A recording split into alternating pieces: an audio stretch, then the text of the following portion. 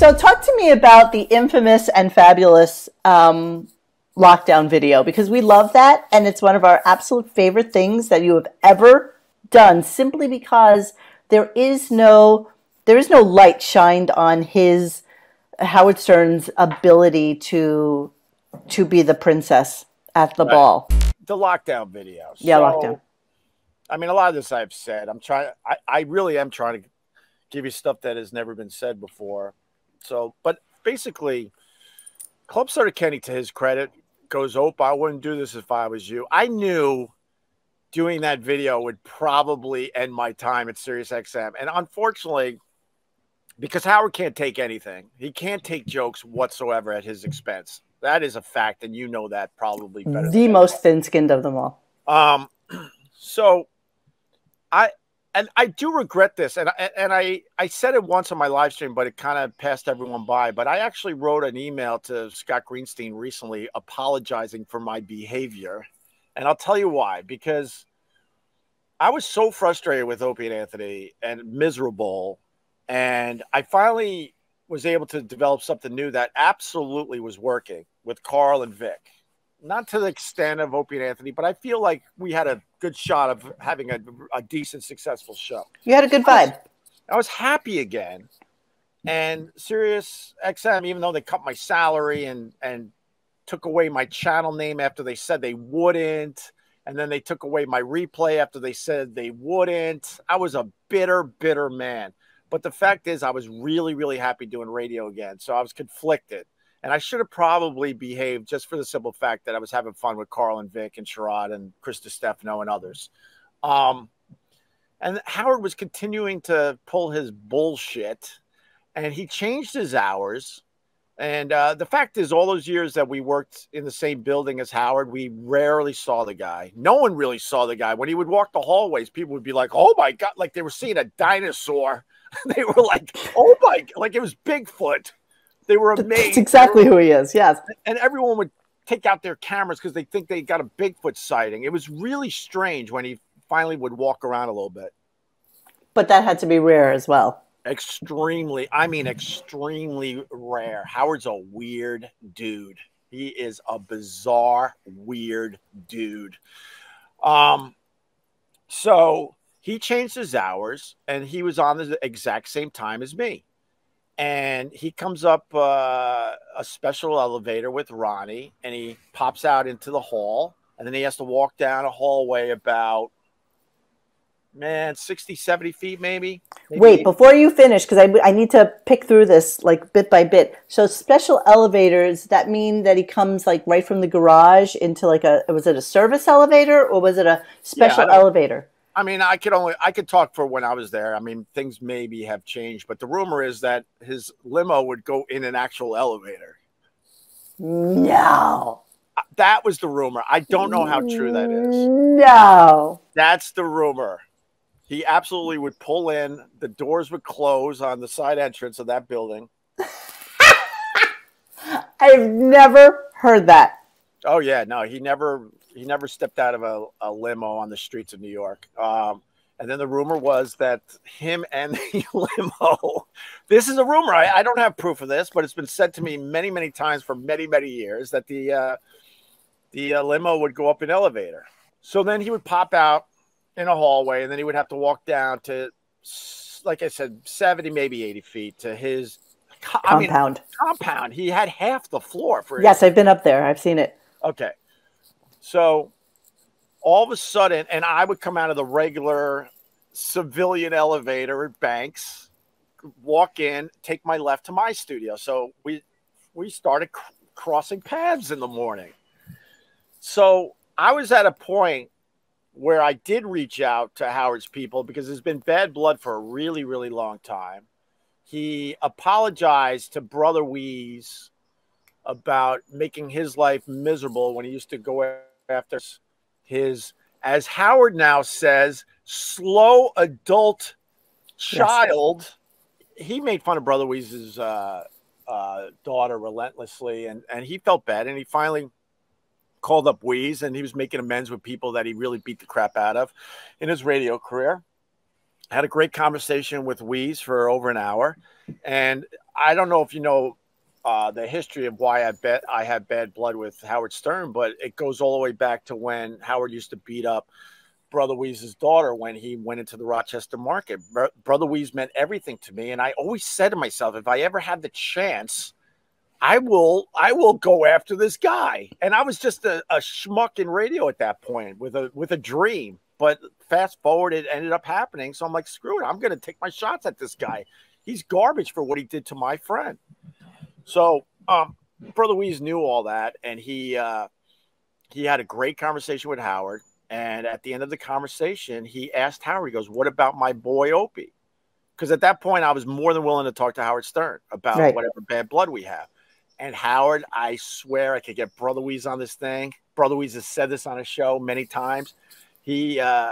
Howard Stern said to Brother Weeze, I'm not ready for your boy Opie yet. Wow. But I tried. I talked to people that you probably know. I talked to Greenstein about it. I said, look, I know it's not good for business with SiriusXM, and I know it's not good for my business, as me personally, that I'm taking big shots at the biggest guy on the platform. But I explained to Greenstein, some of the problems I had with Howard. And I said, look, I'll even sit down with the guy. I don't have to be on a show. It doesn't have to be a big, giant thing. If he wants the conversation to stay between me and him, I'm more than willing to do that. Whatever it takes, I'll sit down with the guy. And, I think Greenstein at the time panicked, like, you want to actually sit down. Greenstein was in a panic because there's no way he was going to go to Howard with this. That's their cash cow. Of course not. Yeah. So I look like the idiot that I'm going after the big dog over there, but I had my reasons, but I was willing to sit down. But anyway, so then we go back to the hallway. He changed his hours. We started passing each other in the hall. And I just said simply one day, I looked at Kenny before I got to Howard. I go, Kenny, F it. So I saw Howard. I looked him right in the eye, and I said, good morning. Like, really nice. Like, good morning. Like you would say to a fellow employee. Right. And we walked by. He didn't say a word. And Kenny starts giggling like a schoolgirl. And I go to Kenny, what's up? And he goes, he is so mad. Because, Kenny's a security guard. He can pick up on things. He goes, he is seething. He's so mad. You said hi. And I'm like, I remember thinking, that's crazy. Who gets mad at a high, no matter, who it's coming from, right? So then this happened a couple more times. I don't know the exact total. If I say the wrong number today, I apologize. But at least, I would say a total of 3 or 4 times at least. And then next thing you know, one day I'm going to work. I get out of the elevator banks. I'm ready to open the door. There's a security guard like this at the door. And I'm like, that's weird. And I try to open the door, and he goes like, no. He's on the other side of the glass. No. And I'm like, what the hell? And then he puts up his finger like, wow. I'm like, what is this? And me and Kenny are like trying to figure it out, right? And the guy's really focused, looking down the hall.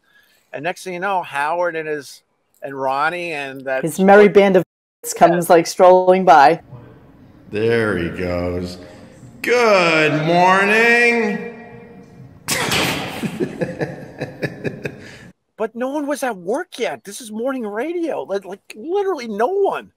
It was like at that time of the morning, it would be, well, this was after Anthony left. So it would be the show I was doing in mornings and a couple other little morning shows inside little studios, but no one was there. I mean, if you counted the amount of people that was actually on that floor when Howard came to work, it had to be less than a dozen people. For real. Amazing. So it was you. So you're the reason that lockdown occurred. No, it was told to me 100%. And this is why it's so frustrating with Howard, because, he spun the story on the air differently, that some intern or something was bothering him for an autograph and he couldn't take that. And he just wants to get to work and start his show. But then it was told to me by a couple people, because I had my people at Sirius. They're like, no, man, they locked down the hallways because you said you had the nerve to say hi to him in the hall. So this was happening every day. I would get there. I would get out of the elevator banks. There would be the 2 glass doors and the security guard like this, and putting up one moment and blocking my entrance. And I supposedly at this point I was a big radio show for SiriusXM.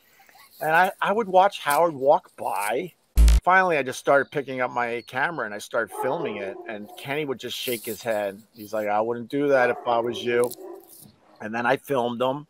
I filmed him probably, I don't know, maybe 3 or 4 times. Wait, so how are we only seeing the one? Do you have the other ones? I do have the other ones. They're not as good. And then maybe I'll post a montage of it. But oh my God, please do that. Please, we need that. It's like Zapruder films to us. You need to do that. But it got me in so much trouble, and that was the best one by far. And I sat on that video for a long time because I'm like, man, I know if I post this, I'm done because I just know how he is. But it finally got to a point at SiriusXM where I'm like, I don't care. I just don't care anymore. I'm tired. I'm exhausted, right? Kenny, you know, to his credit, he's like, I wouldn't do that. He knew. And I finally got to a point. I don't remember. It was a while after I actually filmed it that I posted it. And I knew then I was on the fast track of leaving SiriusXM. But was that the same year that you also did the video in the bathroom with the poop?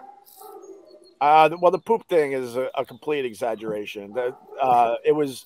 That's what they try to get me for. And then I fought them. I got to be careful how I talk. But in the end, like I say, I had a gentleman's agreement with Scott Greenstein and SiriusXM. I was fooling around with guys that I thought were on my side. And then, one of these guys turned on me and tried to make a big deal out of literally nothing.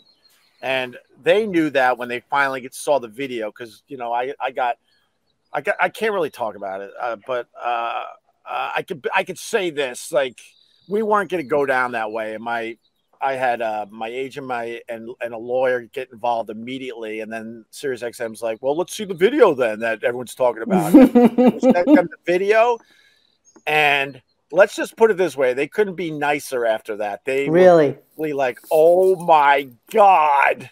And I'm like, yup. So we had a gentleman's agreement in the end. I could say that much. After the lockdown video, I also did the video where I entered Howard's area. And after I did that video, with the cleaning woman let you in? Yes. Yeah. Yes. And that's the reason. And it's been told to me by a lawyer that's no longer there. So I got, as the kids say, receipts. That was the reason right there, because Howard just made their life a living hell that happened. And then they were just trying to find anything they could get me on after that. And then, they went for the other thing. And like I said, I kind of mopped that up with you. But I was just out of control and out of my mind. Like I said, I did apologize to Greenstein because I'm like, man, I actually really liked what I was doing at the end there. But I was live on Facebook. I was feeling it. And we were walking out after my radio show, and I saw Howard's area, and I kind of hinted to the guys, I'm going to try to get in there. It was more for Facebook Live. Like, sometimes you do things knowing there's going to be no payoff, but the journey before there's no payoff is kind of exciting, right? You know what I mean? But also only Howard pranks, no one else. So He's the only one allowed to do things like that. He's the only one allowed to let somebody run naked in the hallways of Sirius when there's like, a function going on in the fishbowl. He's the only one to do those things, not you. If anyone else does that, you're fired. But the cleaning lady happened to be at that door as I'm live on Facebook. So I'm like, oh man, I almost felt like, oh, now I have to. And I asked her, I said, I forgot something there. And she opened the door. And we walked down the hall, and I knew that was one of the last walks I would do at Sirius, although it took a little while. Did the cleaning woman get fired? No, God, no. Okay, just making sure. Oh no, and we ended up because there were employees at SiriusXM that were so mad at me because they thought she would get fired for that, because they all know how Howard is. Turns out she did not get fired, and it turns out we let's just put it this way: the next day or a couple days later, she got some nice things from me as a sorry. So, all right, so you were a good boy. Even though it was your ultimate demise. Yeah, I mean, I'm an a-hole, but I'm also reasonable.